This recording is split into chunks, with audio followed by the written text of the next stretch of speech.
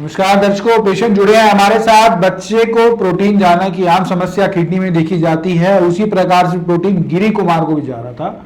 6 साल की उम्र है और माता जी हमारे साथ हैं, वो बताएंगी किस प्रकार प्रोटीन जा रहा था, क्या समस्या हो रही थी।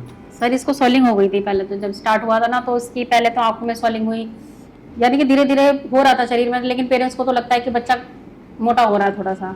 फिर धीरे धीरे सर जब इसकी आंखें एकदम बंद, थोड़ी थोड़ी सी होने लगी स्वेलिंग, फिर थोड़ी सी दिखाया मैंने उनको, तो उन्होंने दवाई दे दी, कुछ नहीं, थोड़े दिन ठीक रहा, फिर और ज़्यादा हो गई सर, पूरी आंखें बंद होने लगी। फिर गई मैं डॉक्टर के पास, प्राइवेट में दिखाया, उन्होंने 2-3 दिन दवाई दी, टेस्ट भी कराए। टेस्ट कराने के बाद उन्होंने बोला कि आप इसको एडमिट करा दीजिए। फिर सर हमने इनको स्टीफन में एडमिट कराया था, सेंट स्टीफन हॉस्पिटल में।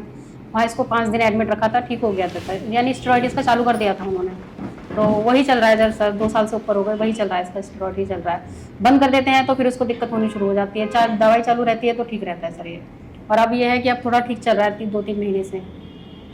ये है, अब ये है कि आंखों में इसके स्वेलिंग भी नहीं दिखती, लेकिन सुबह सोकर उठता है तो स्वेलिंग दिखती थी इसके चेहरे पर भी हल्का हल्का सा, लेकिन अब नहीं दिखता इसको कुछ भी, और एक्टिव भी रहता है, तक उठता रहता है, खाना पीना भी ठीक खाता है।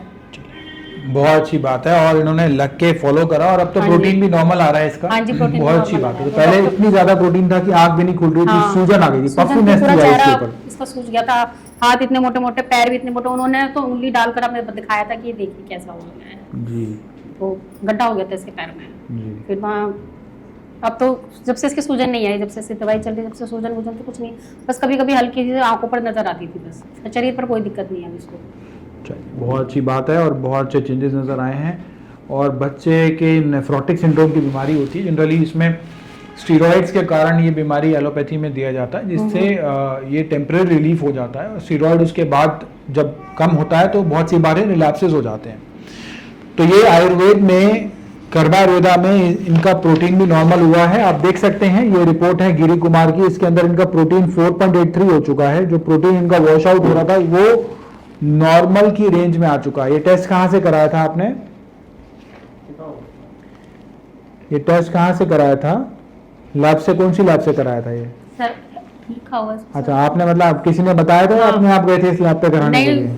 जाते रहते हैं सर, हम तो जाते रहते करा रहे हैं। हाँ जी। तो ये इन्होंने ईस्ट दिल्ली से टेस्ट कराया है और काफी अच्छे इनको इंप्रूवमेंट्स और चेंजेस नजर आए हैं, और प्रोटीन की समस्या का समाधान इनका हो गया है। चलिए, बहुत अच्छी बात है कि प्रोटीन नहीं जा रहा बच्चे का। हाँ, प्रोटीन नहीं जा रहा है सर इसका। तो आपने काफी जगह दिखाया था इससे पहले? हाँ सर, हमने स्टीफन में दिखाया, फिर हमने इसको एम्स में भी लेकर गए थे हम। इसको तबीयत बहुत ज़्यादा खराब हो गई थी इसको, जब चिकन पॉक्स हुआ था सर इसको, तो वहाँ पर भी उन्होंने कहा कि उसका ट्रीटमेंट तो उन्होंने कर दिया था, लेकिन उन्होंने रेफर कर दिया था सर। वो कौन सा हॉस्पिटल था जहाँ को रेफर करा था?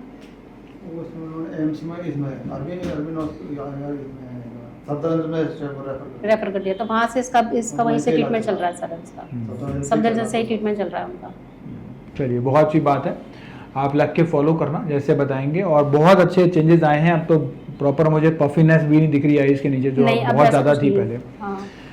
तो ये बहुत अच्छा है, और प्रोटीन लेवल जो है वो काफ़ी कंट्रोल हुआ है, और बहुत अच्छे चेंजेस नज़र आए हैं गिरी कुमार जी को, जो मात्र 6 साल की उम्र में नेफ्रोटिक सिंड्रोम की बीमारी से जूझ रहे थे, और अब जो है वो प्रोटीन आना नॉर्मल हो चुका है। पफीनेस, स्वेलिंग, ओडेमा, सब प्रकार की चीज़ें जो है वो ठीक हो चुकी है।